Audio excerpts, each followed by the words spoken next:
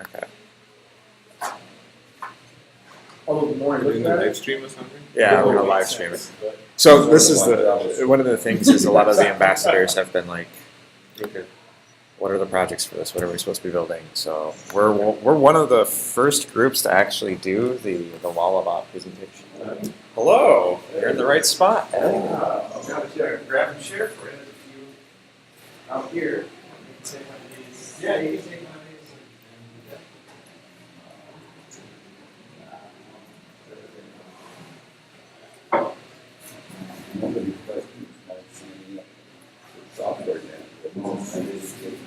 Oh, yeah.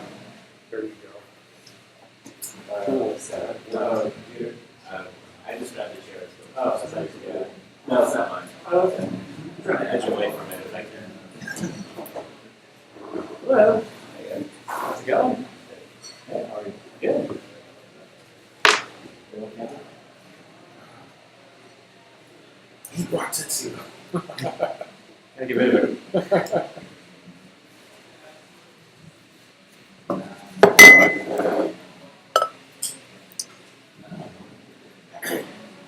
So your home mini that you want? He's got it. I'm not sure. I was thinking just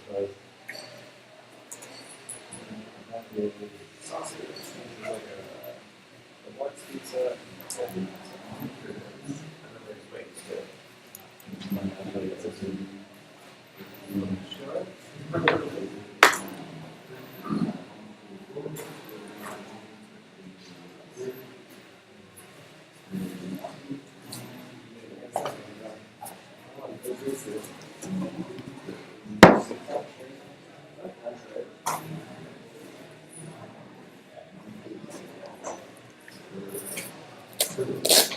anything else you want?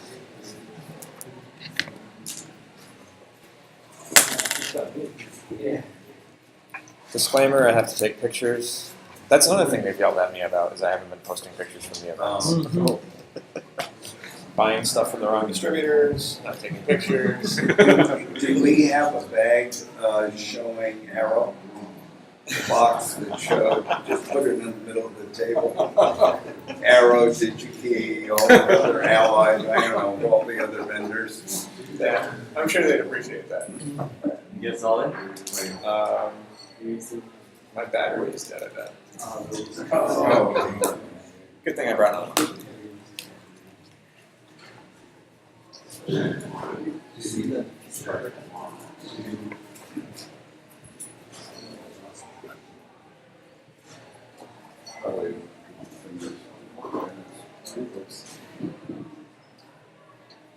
Used to be very sensitive.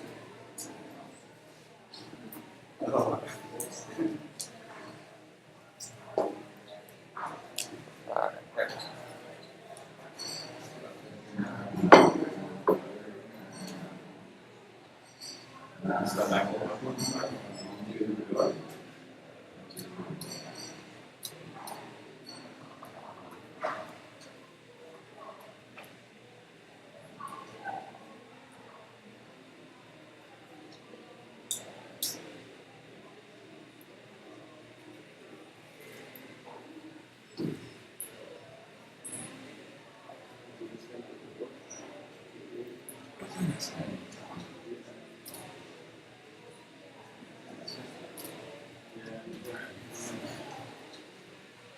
Cool. Try to get a couple more pictures. You could probably recruit some people from out in the bullpen there and work like, 30 people, Yeah. get $200 a month.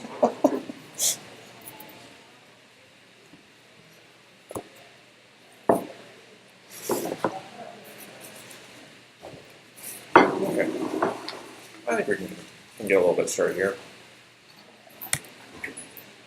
So, hello, welcome. I just realized today that it's been 1 year since I started doing this thing. So, happy birthday to us. Yeah. Better pizza. It's no longer Domino's. Different location. A little bit bigger of a room than we're used to for the last little bit here. So yeah, it's exciting. If you want to use the Wi-Fi, there's a bunch of different networks. I recommend the Cross-Campus Members Network. And the top secret, super secret password is innovate, all lowercase.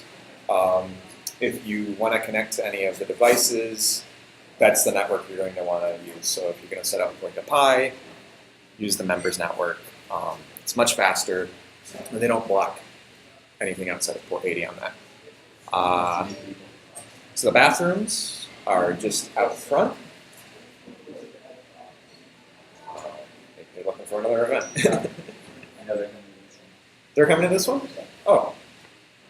Should we grab This is the place to be. Yeah.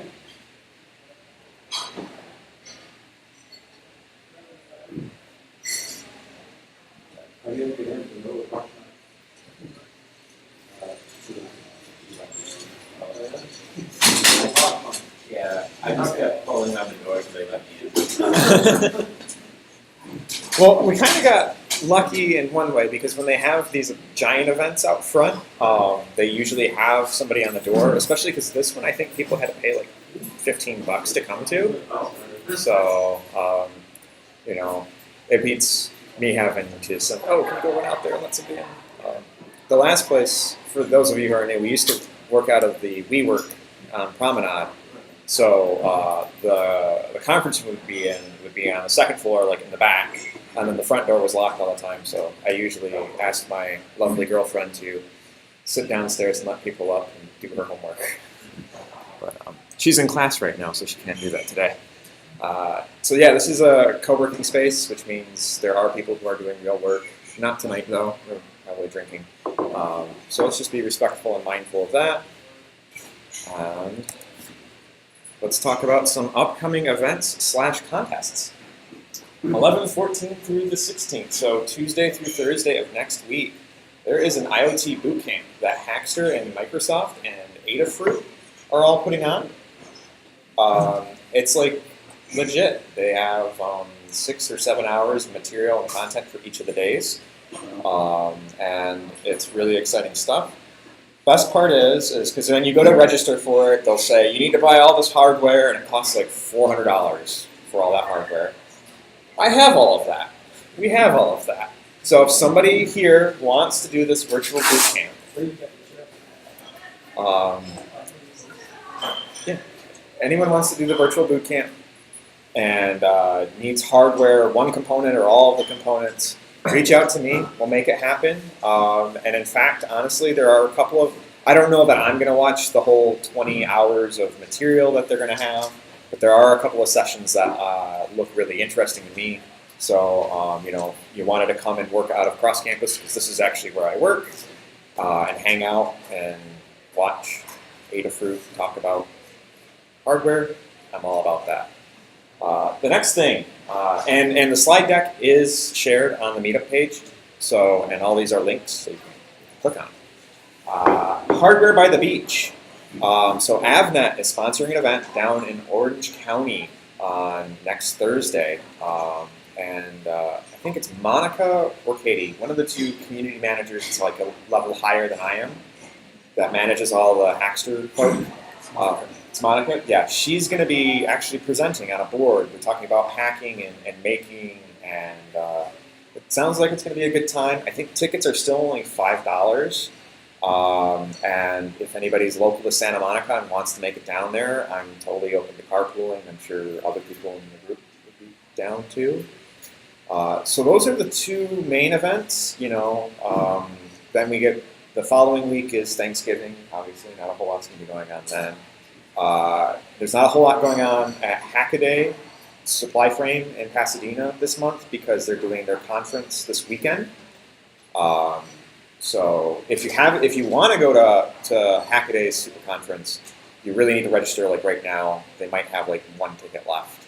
I think It's sold out. Yeah. Okay. So and you can't. Sorry. try to sneak into the party on Friday night. All of their meetups always have like a really good selection of beer and wine. So I do know they're planning on having, I think it's like December 9th or something like that. They have an early December date for their monthly meetup in Pasadena. So yeah, those are like the things that are actually happening. Things that are kind of not happening right now are the FPGA course. You know, we did 3 sessions on it, and I think it's a lot of fun, and I really want to build it out. But I think I need to take a break to actually get maybe not just 1 chapter ahead of you guys, but maybe 3 chapters. And just personally for me, it's been a really busy few weeks, and I'm sure by the end of this year, I'll have it really stabilized and we'll be able to get right back into it. I have a lot more FPGA hardware that I've been able to acquire and source from some folks. So it doesn't just have to be these new Model Labs boards. I also have some Spartan 7 devices and Zinc devices, so you can use the more modern Xilinx tools and not have to worry about them breaking on you. And not have to use a janky Python script that doesn't quite work for Linux.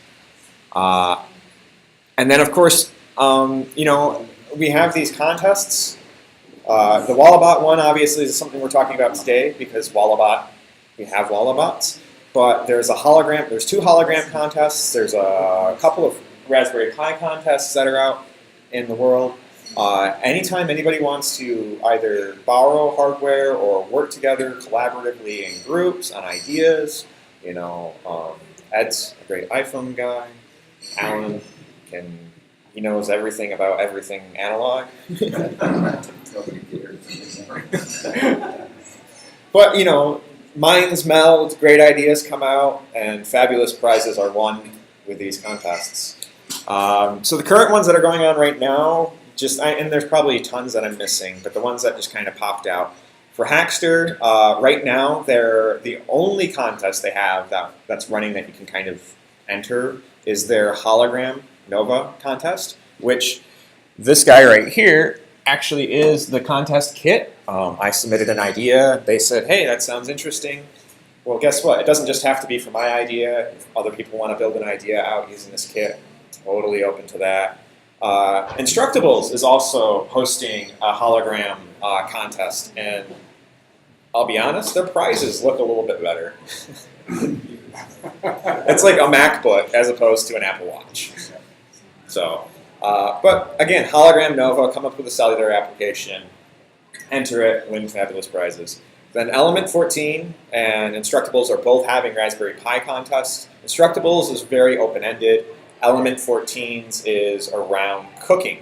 So building a kitchen device, whether that could be, you know, something that uses NFC to transfer a grocery list to your smartphone, and one of the new boards that I bought happens to be an active NFC tag, perfect for that type of application. Or if it's, you know, the classic is detecting if your milk's run out in the fridge and ordering it again. Don't do that one though. And then there's supposed to be a contest around this Walabot thing. You know, when I had the ambassador meeting a few weeks ago, they said, hey, we're going to have this contest. It's great, but it hasn't been posted yet. The details that I know about the Walabot contest on Hackster are that it's going to be using the Walabot, obviously, but they want it to be integrated with Amazon's Alexa somehow. So this could be either the Alexa Skills Kit, so developing an Alexa skill that works with the Walabot sensor, or it could be using like the Alexa voice services in conjunction with it. So that's the automatic transposing from voice to text and the sort of contextual clues you can get from it. And then, of course, text-to-speech as well. And Lance here has done the make your own Alexa using AVS. It's pretty well documented. That's what Walabot wants to accomplish with their contest. I'm sure it's amazing prizes, and they'll probably have an idea submission period where you can get a Walabot to hack on. They did a contest last winter or spring where they gave away a lot of Walabots to people. And if they don't do that, and even if they don't like your idea, we have free Walabots. which is 2 more than I can use right now. So definitely, once this is posted, let's start building some stuff and winning fabulous prizes.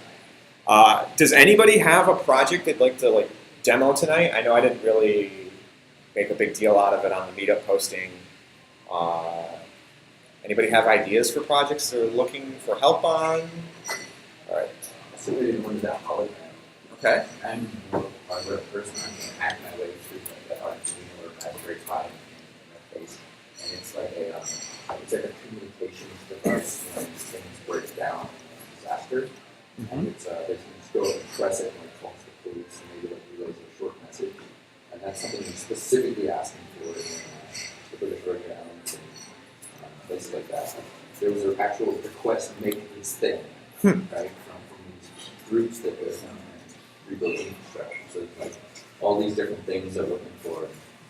I used to build this kind of stuff like in the military, we just like hack something together. And I was like an electronic guy. Yep. I'm really versed in, I can do radios and things like that, but really good something sprout. I really want to work on that sort of thing. That's kind of why I submitted on Apple Watch.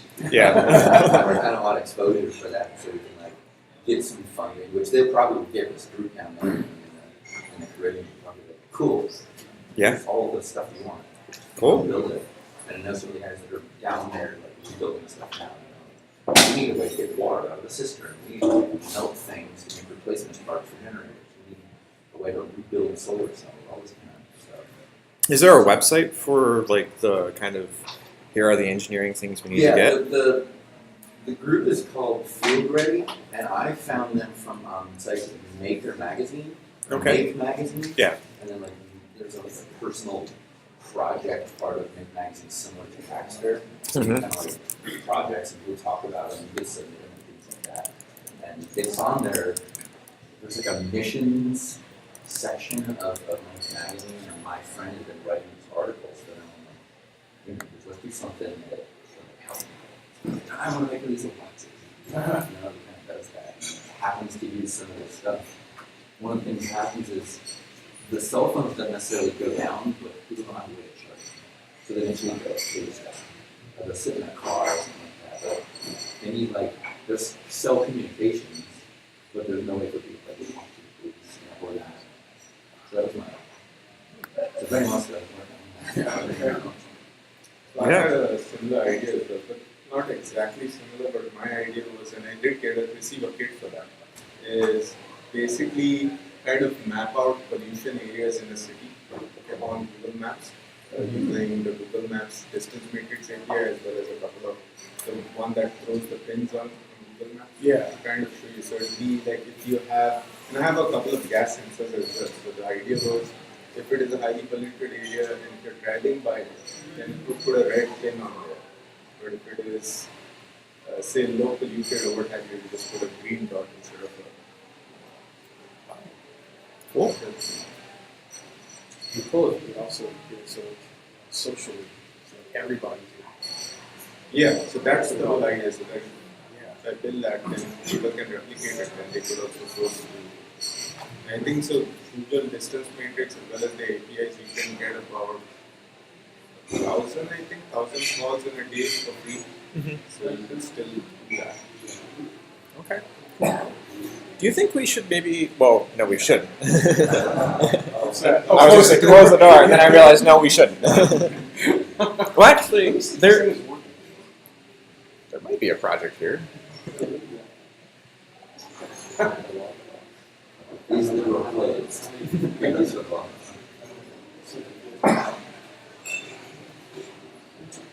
Oh, yeah. It worked. Well, kind of.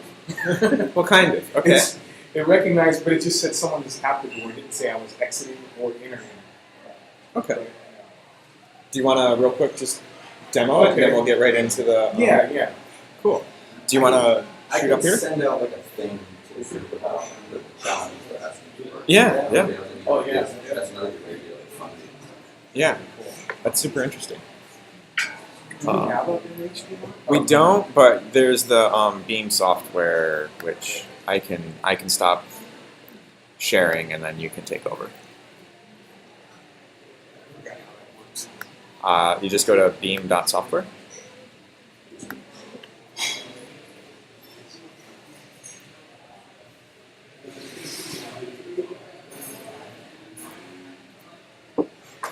In Chrome. That has to be in Chrome.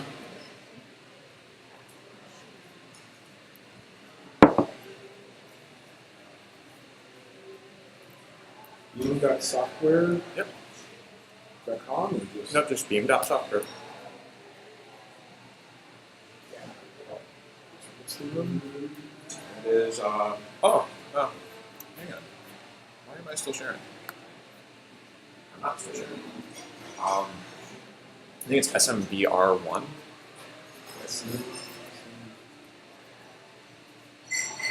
That's why.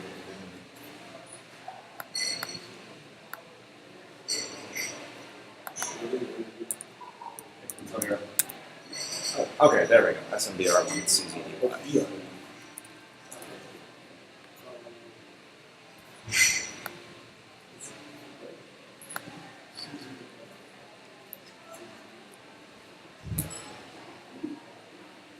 Oh, shoot. So the extension.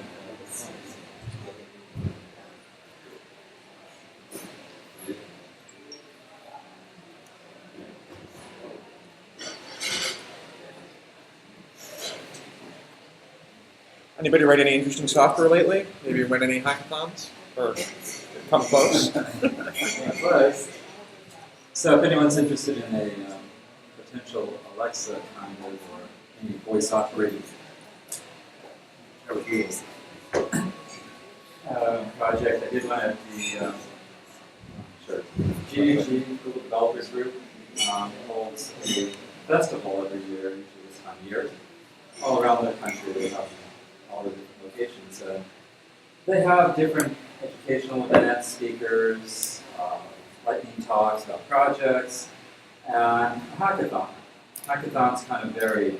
Last year it was all about what was the maker of that terminal?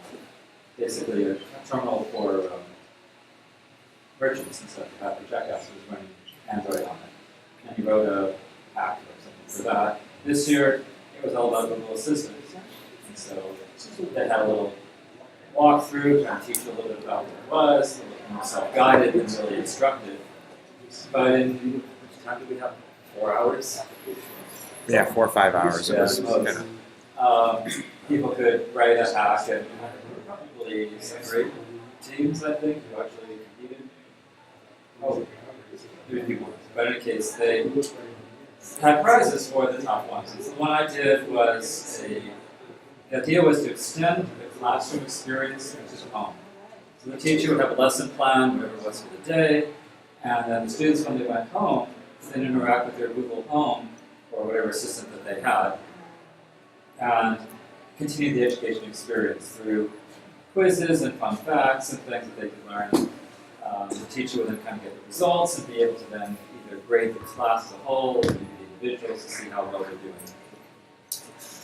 We took 2nd place. what was the? Was that it? Was that the summit? Yeah, that was our. Oh, okay, I didn't know if that was the theme. The theme was the assistant, so they had to do something with the assistant. I don't really know what all the others were since we didn't get to see the other presentations. Yeah. But we're happy to go Google Home. Or get a saw in half. Any luck? Yeah, it kind of did work. Oh, Kind of, but at one point it didn't say that I entered. I was talking, so it just said I was at the door. Ah. So what I've got the Walabot doing is it's counting people in the room. So as people leave, it decrements the number, and as they come in, it brings it up. But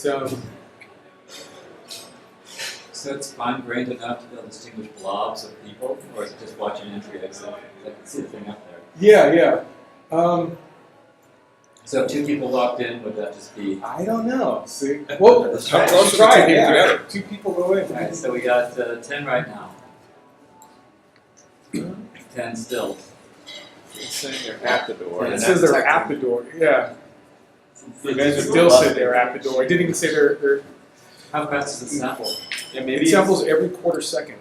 Well, the sampling rate depends on Yeah, it does. it depends on the range that you set and then the resolution that you set.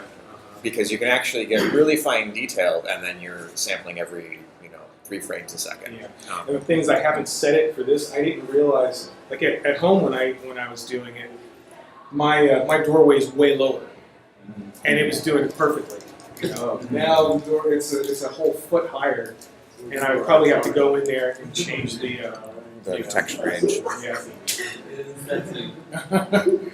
But you can do that though. You can actually make the cone smaller and distance. How do you test them? You have to give it a visual like that, right? Yeah. Good, we'll get to that. So, Yeah, before I did this, I knew nothing about Cartesian coordinates and spherical coordinates. Now I know, but last week I didn't know what. This is all over the weekend. So this is a real quick example of something you can do with a Walabot. Obviously, it needs to be calibrated for the door frame. It looks like, but it's fine grained enough to actually tell direction, not just presence, but direction, which way you're going, which is actually kind of cool.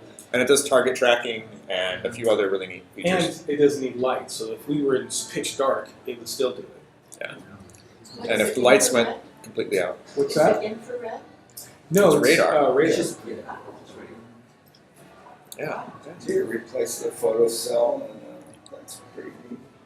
I think, All this electronics. Somebody was saying that you could use this for grandpa and grandma, keeping an eye on him, but not actually seeing him. You would just see the plot. No, because we were talking Yes, about yes. But they don't. Yeah. But with this, you would actually know where they are, know that they're moving, but you're not seeing them. So they could be in their room and disrobing, and you're not. There's no. You don't go blind. All right. Cool. If you want to disconnect, I'll reconnect.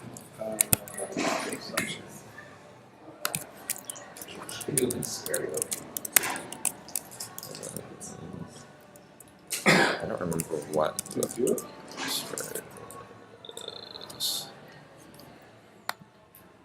How many antennas It's called- did you sample to do that?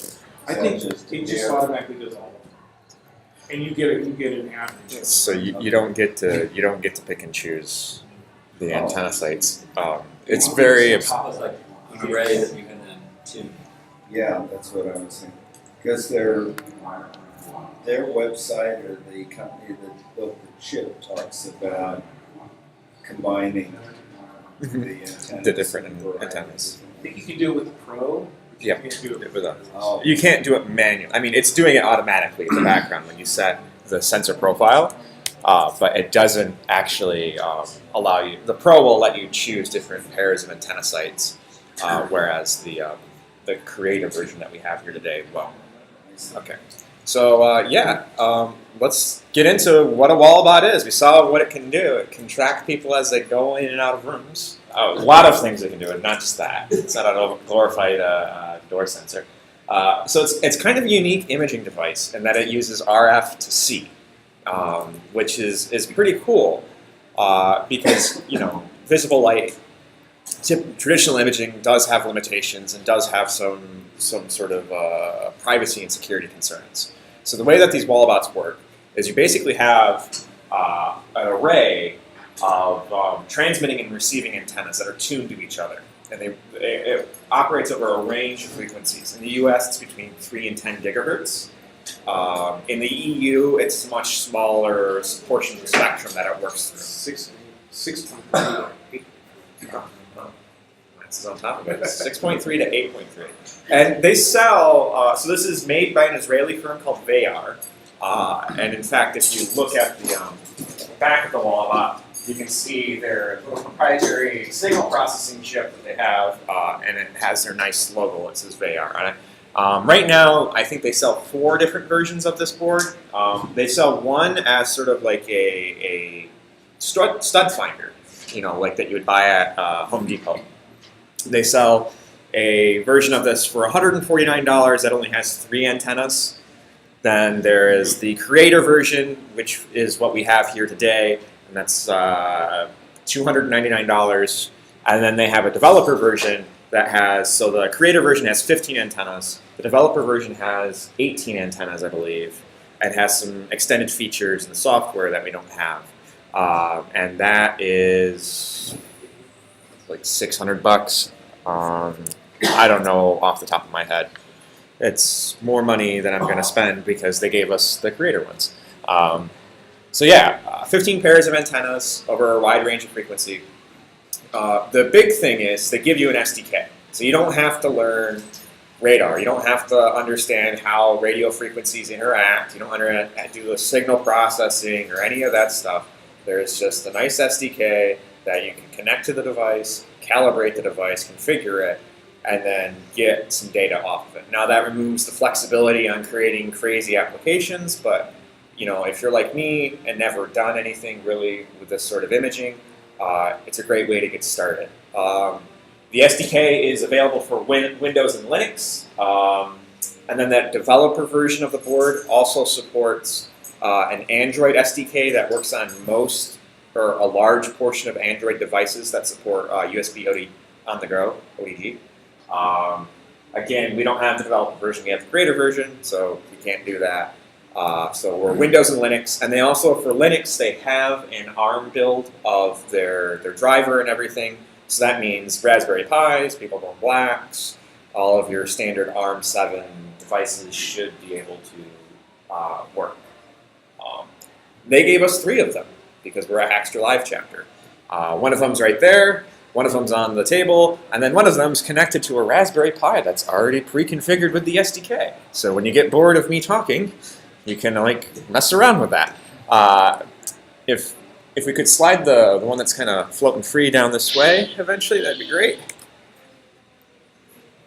So what does the SDK give you? If it's giving you an abstraction from the low-level radio signal processing, what do you get out of it? So you can actually get radar images, sort of like Doppler radar that you'd see the weatherman, go, the storm front's coming. Of course, it's never hitting California because we never have any real weather. It can do breath detection. It can actually detect your chest rising and falling as you're breathing, which the first time I actually saw it working, I was like, this is pretty cool. Really blew my mind a bit. Distance measurement, whether it's where I'm at in relation to the wall or, like I said, they had done a contest earlier where people had submitted entries, and one of them was really cool. They were doing distance measurements on the rear of a car, backing into a carport, making sure you're not, running over the tricycle.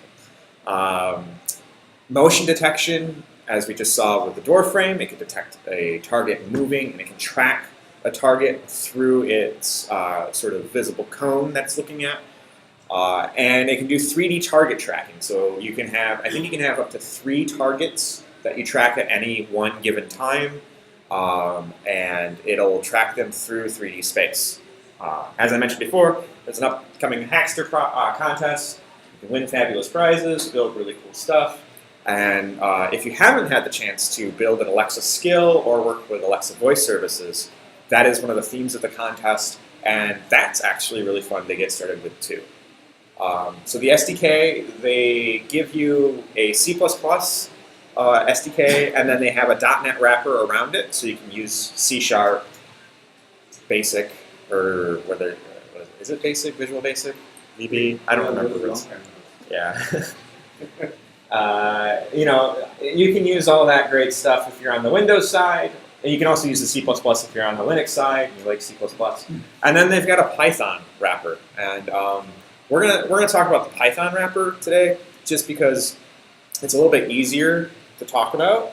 And there's a really cool Python library called Flask Ask, which allows you to build Alexa skills in Python very easily. So you can build a project that would be just a couple of Python scripts, and you wouldn't have to know C++ and JavaScript or any of that stuff. You could just do it in one language and get confused by one thing. So yeah, they have some documentation and they have some sample projects. It's pretty good. It's not the best, I'll be honest. It's pretty good. The SDK is available at thewalabot.com/getting started, and again, ARM, Windows, Linux, and then they have a Raspberry Pi installation. They also have their samples at a GitHub repo, so you can. They have from very basic connecting to the device and just getting a signal out of it to checking if there's anybody in a room, and then having a skill on Alexa so you can ask it which meeting room's available. So it's pretty cool. And then, one of the things that comes up is how do you configure this? And I've been struggling with it because there isn't the greatest documentation. And then like 20 minutes before this meetup, I found a video in a folder on the SDK itself that talks about this. So let's watch a little video, or we can try to at least. It may not work that great with this screen thing. Place a sensor in a horizontal position with the flat black side facing toward the area you want to scan. So this is the Towards without a face, the pro antenna version side of it. should face towards the object you're scanning. Although the image is three-dimensional, So that's the Cartesian coordinates, separation X, between Y, and objects Z. is most visible along the b-axis. This displays polar coordinates. The horizontal So, axis is the b and you angle, find and the vertical axis is the distance. The display on the right shows the same y and z view of the targets in the arena. This displays Cartesian coordinates, in which the horizontal axis is the y-axis, and the vertical Yeah. is Well, the I think z-axis. the edge of the range is 10 meters, so they'd have to be pretty low to the ground. The coloring represents the intensity. So the red color is the highest, green and yellow for mid-range. So just light like blue for minor the reflections Doppler and radar, for weather, red is the most intense, blue is least intense TI mode. in terms of it detecting an In object. this mode, all static objects are being moved from the image. Yeah, you can actually calibrate it to take out that background signal, and then if it can penetrate it, Let's look at the detect an arena object. parameters. which is how it's The range the way they're selling it defines as the like area of the as center of the array their Home from which Depot the scan version, process as will you be will. performed. Is The to theta see values pipes, are electrical released conduit, in central all that axes stuff in your wall. going out from the sensor. To me, that You just can seems see like a the current glorified spread time is set finder, to but 20 degrees. The total beam aperture is plus 20 to minus 20 degrees on the theta axis. So it's actually 40 degrees total. that's a bold So, claim.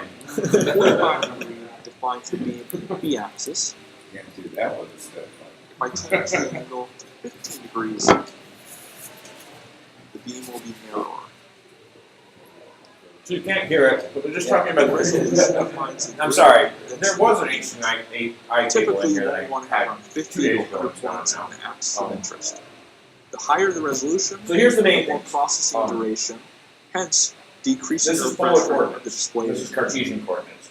So in Cartesian coordinates, what's coming off of this sensor is essentially a cone. A result of In multiple polar forces coordinates, what you're going doing back and forth between the object and is you're the defining a sensor. radius that You it want to remove all measures out fixed to, reflections, and then defining the the reflections from angle of a wall, cone that ceilings, goes or into it. other And static that's targets. this polar This is imaging done right over by here. the calibration process. So these which are your records the 3 room background, areas where you and can then actually things in set the background the will no radius longer that you're scanning register from. when you So start this to is do the going scan. from 20 centimeters to Here 220 the calibration is centimeters. activated by And then the calibrating angle button. for both theta An and phi. important phenomenon that relates Now, to the calibration angle that you give, is if a you say so-called 20 degrees, shadow. it's 20 degrees on For each example, side. if I So it's calibrate actually the room, 40 things degrees like the wall that will you no have longer be that shown. angle on that cone. If I place my hand The in front of the resolution sensor, my is hand will be detected, the number but I may of, also see a it's second dot basically, it where is the the wall resolution in that range. This dot So is the this shadow range of is the hand on the 60 wall. centimeters, Meaning, resolution when I range is place my 2 hand in front of the centimeters, sensor, so that it means there blocks the should be reflection 30 that comes from the wall. or so The sensor then detects a targets change in that where the range. wall is, which results in a shadow target appearing. Yes. Reducing the Yeah. threshold increases the sensitivity to small reflections. Yeah. But on the other hand, the image so will contain more Those are the details, 3 which could clutter main the image. parameters for defining your imaging. And then there's a threshold, because they have filters that are built on top of this. So you can filter out signals that are below a certain level. So This yeah, should be enough that's to get you started experimenting. Reach out to support@walabot.com. the real with your quick and questions. dirty version of what their video is. One thing that comes up is that when you take your range, whether it's your angular range or your distance range, your resolution should be about, you should have about 20 to 30 or so increments. So if your range is from 10 to 110 centimeters, your resolution should be at about 5 centimeters. Because as you increase your resolution, it's going to take longer for the imaging to take place. You get a higher detailed image, but it'll only be a couple of frames a second. And to kind of like actually show this, that nifty application they have, when you download the SDK, at least on the Windows side, that has this nice tutorial app.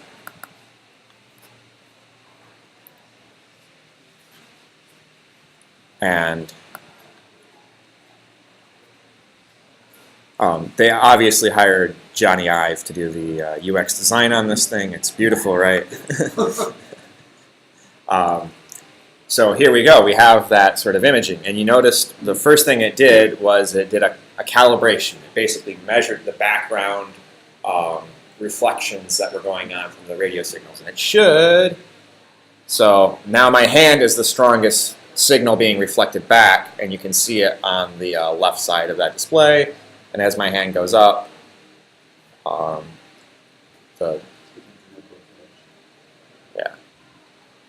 it's picking up because of the, if we look at the theta and phi values, the 20 and 45, so you've got a 40-degree cone, 90 degrees. We can actually tighten this up a bit.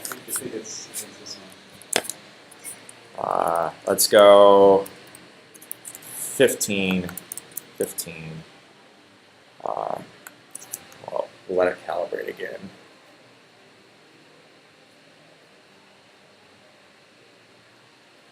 And you'll have to do this in the SDK as well. Yes. So that's what.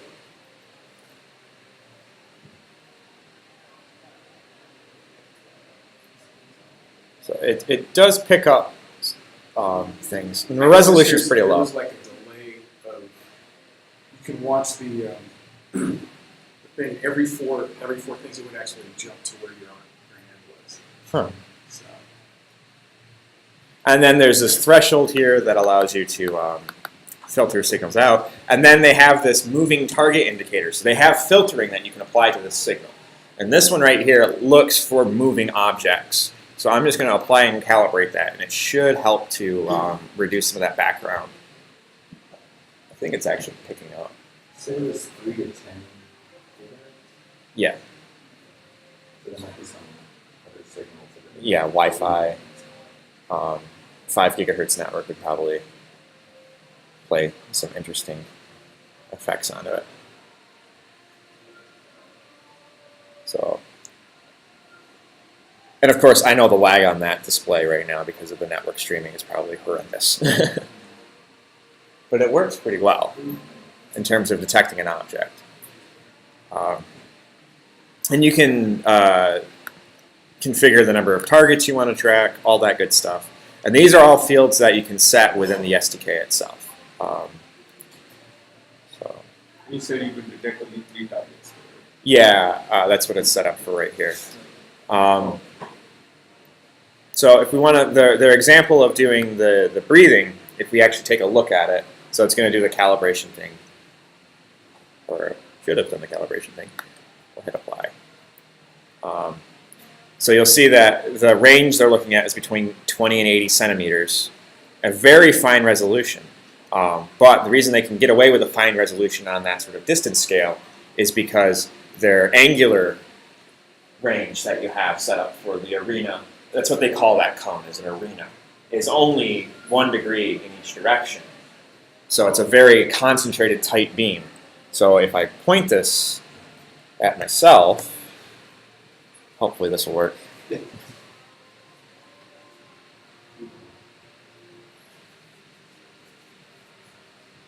can see the peaks as I breathe in. It's detecting my breathing. that's chest. detecting your chest movement. Yeah. And I'm taking pretty big breaths.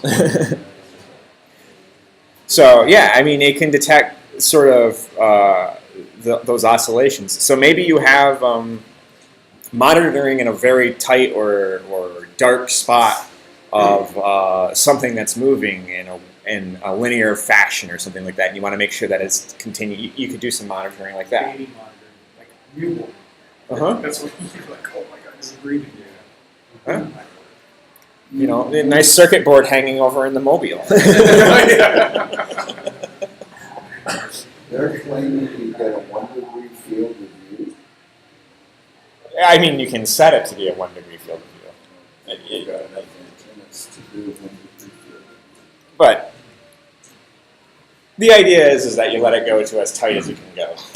And then what they're actually doing is, so there is filtering being done on this signal, and it's their derivative filter. So it's actually looking at the total image intensity that's coming back and then sampling that out to give you that sort of motion distance. Again, the sensitivity being put on that distance scale, that R scale. Sorry about that. And then, like I said before, these are the creator editions. They don't have the short-range imaging, and they don't have the raw signals. So if you go to click on the short-range imaging tab, it lets you know it doesn't support it. And you get bumped.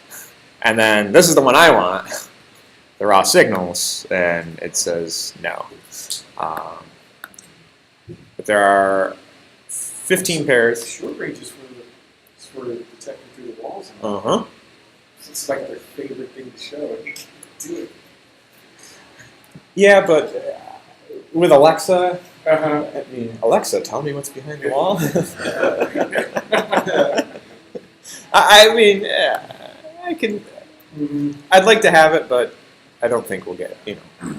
And they said on the call they were talking about maybe porting the capabilities for mobile over to this level of device. That's a lot of. They said maybe if. I don't think it'll happen. No, I think it's all the same chip in terms of the actual radar processing. It's handled in software probably with, so this guy right here is a Cypress USB 3 chip, and it's probably configured there to act as an on-the-go device. So how do we use this thing? And how do we use it in Python? Because you can kind of follow Python a lot easier than C++, I think. So according to their developer guide, there are these steps that you should follow. Connect, configure, start, calibrate, trigger, some sort of get action, and then stop and disconnect. So I took their hello Walabot, their hello world Python script, threw it up there, and let's like map it to these different steps. So the first thing we want to do is we want to connect to the device itself. So if we look at the Python SDK, we'll go back one thing real quick. So we're importing the Walabot API as this object called WLBT, Walabot. So these functions, these methods, are all methods on the Walabot API. So init and set settings folders, those have to be executed first. So init actually loads the SDK, and you can optionally put in a path in between the parentheses of, if you move the SDK from its default installation directory. I don't know why you would do that, but you can. So, yay. And then set settings folder, there's an internal database of the settings of the Walabot device itself. Again, you can run it without an argument. If you do move it from its default install location, you do have to specify the path as an argument. And then we actually connect to the device. And that's the connect any. So it'll look for any Walabot that's plugged into your Raspberry Pi, your Windows machine, and connect to it. That also means that it doesn't discriminate. So if you had 2 Walabots plugged in, it's going to plug into one of them randomly. They have in their documentation for their API a connect method that will allow you to specify the Walabot you want to connect to. And then there's also another method called get instrument list that they've stubbed out, where you can actually look at all of the Walabots that are connected and get their IDs. However, that code right now is not functional. So if you had an idea where you wanted to have 4 of these plugged into one Raspberry Pi so you could get 360 radar imaging, right now you can't do it. Sorry. But it looks like they want to. Next step is to configure the dang thing. And in Python, you use that with the set profile method. And then you throw in what profile you want to load. So there is a sensor profile, there's a sensor narrow profile, and then on the more expensive version, there is a short range profile. We don't have access to that. So the difference between sensor and sensor narrow is that the sensor narrow is a higher frame rate, lower resolution image than the sensor profile. So you select what profile you want to run. Then you actually choose, well, you can also set the configuration of R, phi, and theta using the set arena R, phi, and theta. They're not doing it with their hello Walabot. They're just loading the last settings that were on there. But you can actually specify that. Then you can set your imaging filter. And the default is none. So if you don't specify it, it'll be none. But they have 2 others. There's the MTI, which is moving target indicator. And then there's a derivative filter. And the derivative filter is really for the breathing application, or small oscillations type application. And then you can also set that threshold, so where it filters out the signals in the background. So if you really only want to see strong signals, the large object in the frame, you can crank that threshold up and filter out the background, smaller signals. So after you've configured it, Do you know what that threshold is? Is it how many sensors it's seeing that signal on? I think it's probably more of a software filter. It's probably actually setting where their noise floor is, analyzing that data coming off of the antenna pairs, and then just raising the noise floor so it blocks out more of the signals. If I had to guess. I don't know for sure. It could be done in hardware. Then you start it, and this is probably the simplest part. Starting and stopping it. It's just one function call, start, and that starts. All of these calls, all of these methods return a Walabot result object, so you can actually check and make sure that when you call start, that it actually did start. I've noticed that any of these things, it'll throw an error and then just crash out. So it all depends on how good of a programmer you want to be, if you want to actually catch and handle your errors, or if you're fine with it dumping. I'm fine with it dumping right now. So count. Print out so the person knows, okay, it's starting to stop. Oh yeah, you can use that as well. Calibration. You notice I don't have any code on their Hello Walabot. It's because they don't do calibration in their Walabot example, which is a little bit weird. Because you should run the calibration anytime you start the sensor or if you change the settings. Because what the calibration does is it measures the static reflections that are coming back and it allows it to filter it out. So you don't see, the wall. You think start because then initially calls It doesn't. No. Start calibration. And then, so the calibration, I don't know if you guys noticed this, it took a couple seconds for it to go around and actually calibrate. You can call get status on that Walabot object, and it'll actually return the status of it. So if it is calibrating, it'll also give you a percentage it is of completion. And then if you want to cancel the calibration because it's taking too long, there's a method to do that as well. Cancel calibration. Again, don't know why they didn't throw that in there. It's just one line. Well, it would be a couple of lines of Python because you would want to start the calibration, check the status, then when it's complete, go on to the next step. Does it kind of store the calibration in an array or something? It's done internally. I'm guessing that that initial set settings folder, that database that it has, is probably where it chunks out the calibration data, and then of course like your RF and So data. if you power it off and power it on again, would it mean that the calibration is already there, or would you have to redo I it? don't know. I'd be interested to find out. That actually would be a good experiment. Because you will save some time for it. Especially if you know that you're going to be in a static environment. So the next thing is trigger. So you have to call it to actually do the sampling. You know, it isn't just streaming values off. You actually have to call it and say, look, send out the signals, capture the image, and then transfer the information over. So it's blocking, which means you can't really do anything until after it acquires the signal. And how long that function call, that method call takes, depends on your scan profile, the arena size, the RF and theta values, and then the arena resolution. So if you set super low res imaging over a pretty tight area, the thing's going to move really quick. And if you have that lower resolution, faster sampling rate profiles set, that would work really good for 30, 50 frames a second probably. So you're literally calling as fast as you can. As fast as you can. Yep. Yeah. What does, in their world, what does scan profile mean? Is that a dynamic scanning, or is this taking a snapshot of the entire field? I think it's just taking a snapshot.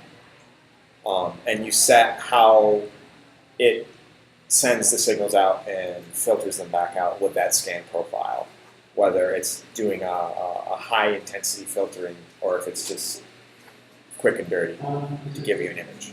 Again, there isn't a whole lot of documentation about the internals of this. I wish there were. And again, when you think about it from I think about it like a webcam. You have to call it every frame. So again, blocking. And of course, if you know how to do multi-threaded programming, you could figure out what you want to do on this. So you trigger it, and then once you trigger it, you have to grab the appropriate get action. So if you want to get the raw image data, so like the actual Doppler radar looking thing, you have to call get raw image. And actually, you'd probably call get raw image slice, because get raw image gives you a 3D matrix of that arena, all of the signals that are in that arena. Whereas get raw image slice takes a 2D slice of the largest signal reaction. So whatever 2D slice of the arena picture has the largest signal, that's what it presents to you. The two other options are get sensor targets. So when you have that moving target indicator on, or if you have your threshold set well enough that you're looking for specific objects, like a person walking through a door frame, it will give you an object that will have X, Y, and Z position of the targets. And then get image energy, that's where you use it in that breathing application, because it gives you where it takes the whole frame, sums up all of the signal from it, and then with that derivative filter, it allows you to detect the changes in breathing forwards and back. So for the demo that they were showing, the two panels, they were, looked like one of them was raw image then? Yes. It was an image slice. And the other was the image slice, so there too. Well, one was an image slice in polar coordinates Oh, of R and then phi. And then the other was in Cartesian coordinates, which would be that cone. one of them just didn't have a dot, and the other one actually had the blob. Yeah, so in the Cartesian frame, they were grabbing the targets. So you can actually run multiple get actions after each other on that same frame of data that you pulled with the trigger. So if you wanted to get the sensor targets and the raw image data at the same time, you could. The Cartesian was the dot, right? Yeah. And then Yeah. And then the last two calls are stop and disconnect. And it's just like the start. You just call that function. It returns, a status of whether it's successful or not. It's just so you shut down the Walabot cleanly and also disconnect. So if you have some other application running that uses the Walabot, you can let that access it as well. And then the little bit of magic that I skipped over, if we go back to the beginning. So start, and then this is all in a loop, a while loop.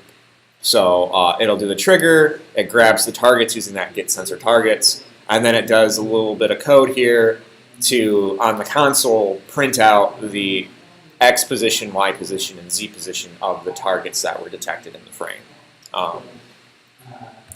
And then, of course, stop and disconnect when that loop breaks. Yeah.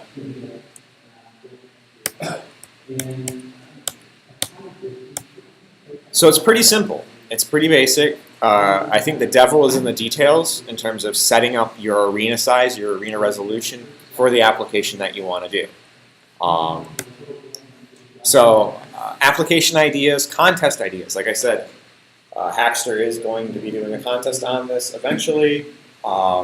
So just some thoughts. The first thing that came to my mind is sleep monitoring. Monitoring motion in a bed, tracking targets. The fact that it can track up to 3 targets could be you, your partner, and a dog. You, your partner, your other partner, if you're into that sort of thing. Up to 3, can't go higher than that, unfortunately.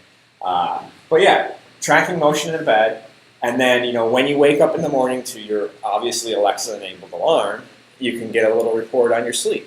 Maybe tie in a couple of other sensors, like a photoresistor and a microphone, so that way you can coordinate, wow, I had really bad sleep, while I had the lights on. The wife had the reading light on until 1:30 in the morning because she's reading a book, and Timmy in his bedroom was listening to music late at night, and I slept terribly. So sleep monitoring, that could be a use for it. The next idea that I had was a meditation guide. That breathing API is really cool. And if you're using Alexa, you could say, Alexa, start my meditation app. And then as you're meditating, it's giving data to Alexa and then changing the audio guide, about breathing patterns and whatever to help you be more calm and contemplative and mindful. Is there something that does that currently? Kind of I don't. your breathing pattern and then kind of change the music or what have you? I haven't seen it with breathing and not being invasive, because I know there are chest straps that you can wear. Pulse is one way also that has been used for meditative and mindfulness apps. I think this. Yeah, there's also the brainwave. Yeah. Neuro, whatever it is, NeuroSky. It's funny. Neuroskies. Yeah, I think it's NeuroSky. I felt really bad. I was at SIGGRAPH a few years ago, and the folks from NeuroSky were there. So it's like 2 electrodes on your forehead, and then an electrode on your ear. And I had at the time, giant gauges in my ears, and they couldn't clip to it. And they really wanted to do a demo on me. And I was like, any sort of low light environment. So a parking garage, a storage shed, out in the middle of the boonies and the sticks, a warehouse where you're not going to keep all the lights on all the time. Maybe you work for Amazon and you want to be able to detect the Amazon stock robots as they move down the aisles, because they don't turn the lights on in Amazon warehouses anymore. Privacy or security sensitive environments. So like Lance mentioned before, keeping track of your loved ones without actually having to look at them, and worry oh, Grandpa's walking around butt naked again. You just know that Grandpa's walking around. Or I had a thought. So one of the Walabot examples is they have a Walabot in every conference room at their office, and then an Alexa app that tells you which conference room's open based on object detection. you could do the same thing with bathrooms. Have it above the stalls and know when a stall's opening up. And then, of course, if somebody's taking too long, maybe you have a little alarm so they speed it up.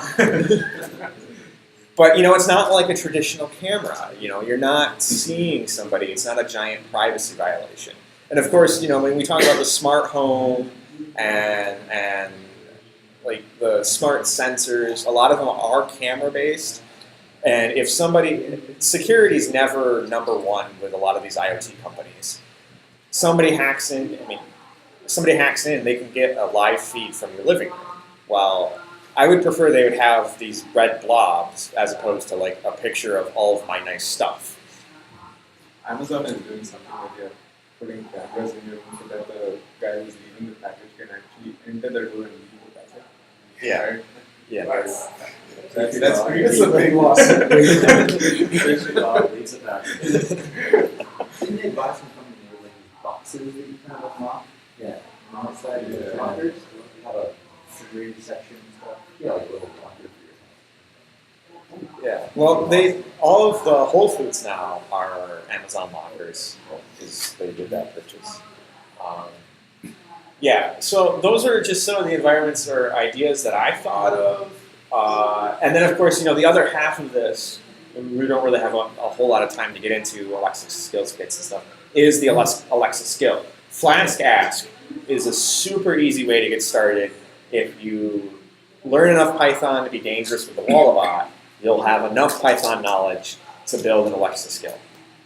Can Flask Ask interface with just the text-to-speech, speech-to-text part? I don't know. I've only done like the sample tutorials. There's a separate SDK. Yeah, I think it's the AVS, the Alexa Voice Services. But they have I'm sure they have a Python SDK for that. They do.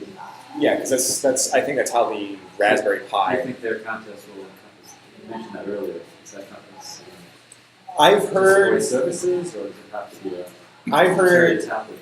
both are fine, just as long as it's Alexa in some way. That's the thing that I heard. Again, the contest hasn't been published, so I'm happy to do that for product. Yeah, I know we had a demo a while ago about Alexa on a Pi. Yeah. Seemed like a lot of work to get that ready. Actually, it wasn't. I built an Echo. And it's all up on, you can look on YouTube. Yeah, I've seen those. But if you're not doing full-on interface, you just want to be able to do the voice skills, recognition. just do the voice so you can get some info back out of your thing. It's not like that'd be a lot easier with ABS. How power hungry is that? Very. So if you are hooking this up to your Pi, battery banks are pretty much out of the question because they're not going to supply enough current. Even big ones like 10K. I mean, it's the amperage that gets 5 you. volt, 2 amps on it. I mean, I had a 2 point. I had, granted, it was like from Monoprice. It said it was putting out 2.4 amps, and I was having issues with it. So it's very power hungry. Just be very mindful of that. Don't cheap out on your USB cables to it. Yeah, I had to go to, Yeah. after that, I had to go to Fry's and get some real, Like decent work because it takes a fair amount of current. Yeah. So- use a 2S battery. What's that? 2S or a 3S battery, the ones that they use in the drones, that spits out a lot of light. Yeah. I mean, as long as you can give the max, I think the max current draw on a Pi is 2.5 amps before its safety fuse will kick in. So give it every ounce of juice you can if you're hooking it up to a Raspberry Pi. So your Pi's not going to have space for microphones and speakers, even though those are pretty. Yeah. I mean, those are pretty low overhead in terms of amperage. I think it'd be fine. This didn't work. It says that it's 2.1 output.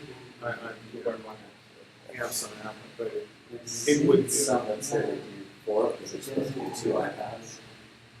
But I don't know if each, it's 2 on each, so you might want to still get 2 output, 2 amp or whatever. Yeah, so it is power hungry. So I'm going to throw out my idea. You must do this. I don't know how much time I have for it necessarily, but a sensor for blind people. So we kind of have to have some battery powered something to get cobble something together. You can have a battery for it, but maybe powered separate from the pod. Is that possible? Or does it only come through the one port? You can power. I know this from personal experience. You can power USB devices separately of the actual. USB. That's what I was thinking of. Basically, you want to connect to those. How would you get the signal? They're just two data lines. Oh, so it splits it off. Yeah, it's a little bit of soldering, but it's not hard to do. So the idea would be you could wear it, and then have maybe a headphone, some voice services, whatever, telling you what's in front of you.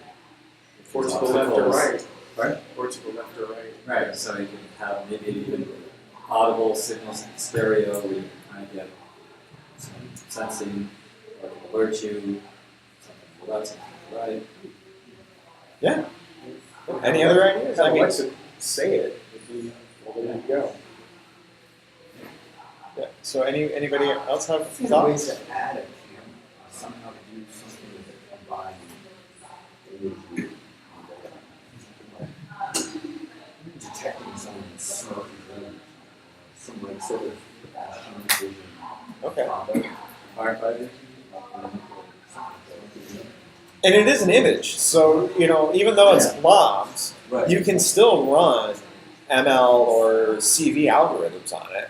And OpenCV has a really nice Python binding. So if you want to learn about computer vision and object recognition, that would be a good application of it. And again, it's a relatively low-res image, so you'd be able to do it in real time pretty easily, even on a pod. How do you get the image on the file? Because would that SDK that you have spit out an image that you could then grayscale and use in Well, so it spits out it spits out like an XYZ. Here, I can actually.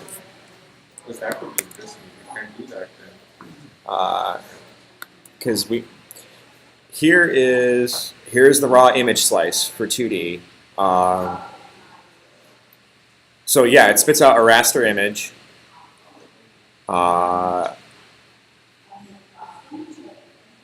Yeah, so you should be able to. I mean, you'd have to do a little bit of work to get it in the correct matrix format that OpenCV uses, but I think these are relatively low res enough image. You're not processing an HD feed, and they're relatively low feature too. So it should be, if you're going to throw like computer vision on top of it, pretty easy to do. One quick thing, if you want to really get into the API, their documentation, again, not exactly the best when it comes to the Python side of stuff. They basically say it just wraps all the C. So you gotta kind of poke down into the C API, into that Walabot API.h, and then it has all of the method names. So the getters and setters for your arena. So when you set your arena theta, there's the minimum, the maximum, and the resolution that you set, all that good stuff. So it's all in there. You just have to do a little bit of digging. Yeah. So your particular example, I have a couple of FLIR camera modules. So if you're looking at doing imaging in a smoky or foggy, vision occluded environment, that would be a way to do it. Or you can just do a standard webcam. That would work too. There are things like other sensors you can combine with this. Yeah. That's some very specific capability with the wall. Yeah. I mean, like in that sleeping monitoring one, I mean, throwing a photoresistor or even just a light sensor and then a microphone, or if you're doing any sort of mapping, like if you're doing the AVS mapping for blind people, you're going to want to pull GPS data from your phone, and because that's going to assist you to be able to say, not only is there an object coming at you to your right, if you're heading to the Froyo store, you still have to go. You could combine the navigation with the Walabot sensing. So definitely sensor fusion, I think, is a real application here. Another one would be to monitor a 3D printer in the sense that if you have an object, so most of the time what happens is your filament gets caught up, and then if you're building something big and you put it on your 3D printer, it's gone for a nap, right, in the night, then say it stops in the middle, at least you can sense that and maybe you could go restart it. Yeah, actually, that's a really good idea. I combat that. I do half of that by live streaming my 3D prints. So I'll start a 3D print and then like go do laundry, Yeah. and I'll just watch on YouTube. I have it set up with Octopi, but the problem is once you're in bed, I mean, Yeah. you're in bed. So yeah, but this would actually be able to tell me like right when, hey, you're not actually adding any more plastic, it's just going down. So then it beeps a buzzer when you get up. Like, Yeah, and then I just hit a button and it stops the print. That's a good idea. Like a goal thing for your soccer game or hockey game. Yeah. Let's see if it crossed that. I mean, the professional supposed to sit to it. Yeah. Just you gotta make sure you have the height set right. Yeah. The height in your arena is going to be. As we found out with the story Yes, one. exactly. You know what? The two are sitting close to the door. I mean, it's just going crazy. It's like, oh, so you guys are just like right on the edge. Yeah. I mean, it Okay. would have been like small. It's a full. One play, right? So you have more capability in one theta than I think it's more in the phi direction than it is in the theta. I don't know for sure. I think a lot of it's going to be trial and error and experimentation. Yeah. So that means the range for the Walabot is out, not down. Yes. Well, that's what we're saying. So You it can sweeps set out it. a cone. And since I put it up there, I didn't really set it.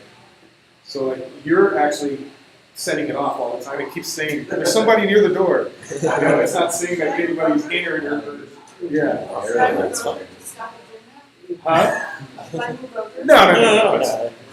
But it's, I've just noticed it. Any other thoughts? Any other ideas? Okay. Well, I always like this apocryphal quote that's assigned to everybody from Picasso to Steve Jobs.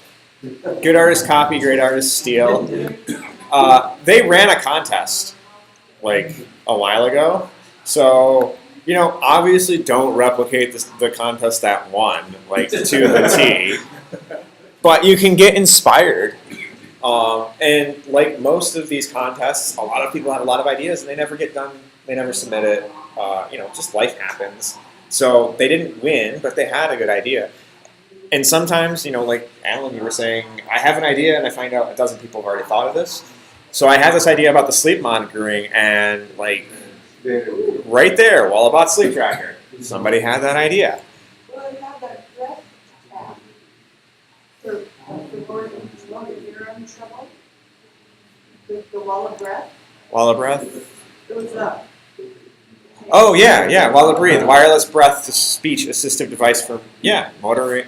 I mean, that's for like ALS and stuff. So that would make a sleep monitor.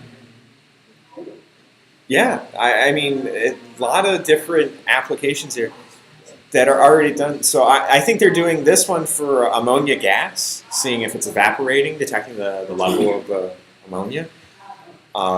So maybe this could be like monitoring pool, or aquarium solutions, hydroponics, monitoring water levels of nutrient levels or something like that. Again, like I said, this would be a great, you know, find one of these projects that didn't win the last time. Don't do anything with a drone. Just because I don't want to think that Alexa's like controlling a drone. That just doesn't seem safe. And you know, some of these ideas were probably a little too unrealistic. Like this one right here of like detecting your dance pose probably wouldn't have worked. Just because it's not high res enough. But fall detection, sleep restlessness sensor for neonates or babies. And a lot of these ideas are really good, but maybe they just didn't do a very good job of presenting it. So or it can be one part of an app. So maybe you combine the baby restlessness sensor with a microphone to see if it's crying, you know, and then have it trigger the mobile that spins above it with all the different deaf boards hanging off. And you know, we have a pretty well-stocked library of sensors and actuators and LEDs and LED panels and Raspberry Pis. So if you have an idea and you want to work on it, we have 3 of these Walabot sensors. I am totally willing, because I'm here too often at this office, to help you guys either collaborate or work together or assist with the ideas, whatever it takes to help you guys out. We can make these things actually happen. And then when they announce the contest, we can win fabulous prizes. I would think that at these frequencies you could get a reasonable signal off of steam, for example, and perhaps a safety device and some, if your hot pot explodes or whatever, or I'm thinking industrial application. Any sort of boiler. Yeah. I would think 3 to 5 gigahertz, you probably see it.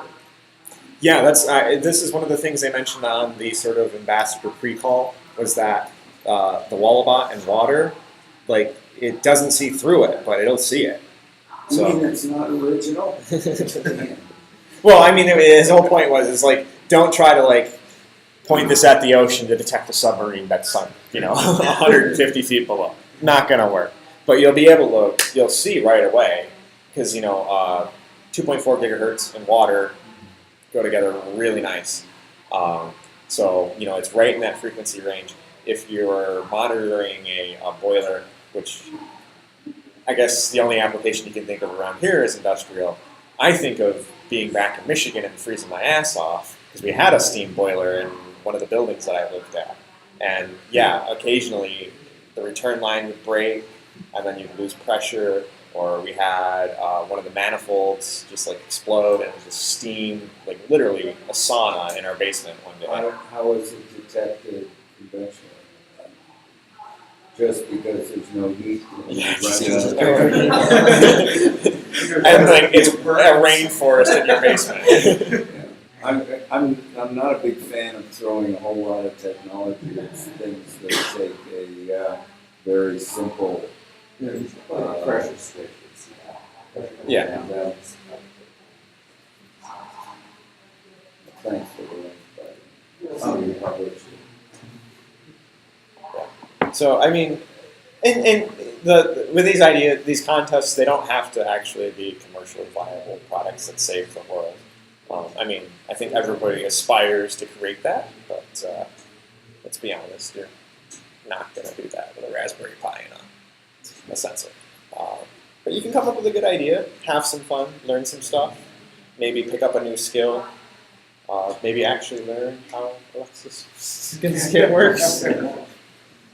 And if you are looking, if you have an Amazon Echo, I highly recommend downloading the Venice Skater Guide. Yeah. So Lance created an Alexa skill, and if he gets 30 people, right? Or is it? No, it's 100. It's 100 in the first 30 days. 100 in the first 30 days. Okay. I can't remember when I did it. What's You get 100 downloads? 100 downloads in the first 30 days. They'll give you an Echo. Not just any Echo. It's like with the special. Yeah, with a special cover. For being a skill developer. The Amazon app. Yeah, so if you just look for Alexa skills, you can type in Venice Skater Guide. If you don't And you use can it, find out about Matt download it. Yeah, you can find out about my son. He's and all his friends. It tells you about skaters, the local skaters at the skate park. So it'll give you a little bio on them.